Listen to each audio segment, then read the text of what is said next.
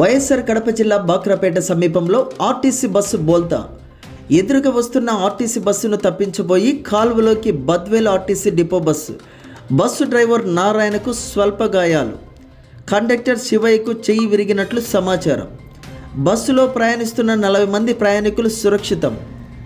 క్షతగాత్రులను హుటాహుటిన కడప సర్వేజన ఆసుపత్రికి తరలించిన బెటాలియన్ పోలీసులు.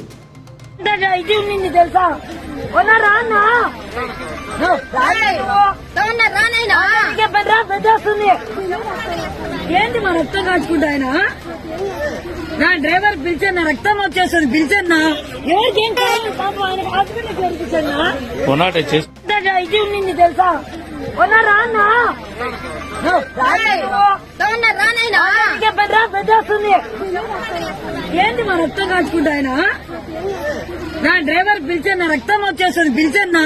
ఎవరికేం కావాలి పాపం ఆయన హాస్పిటల్ చేర్పించాను.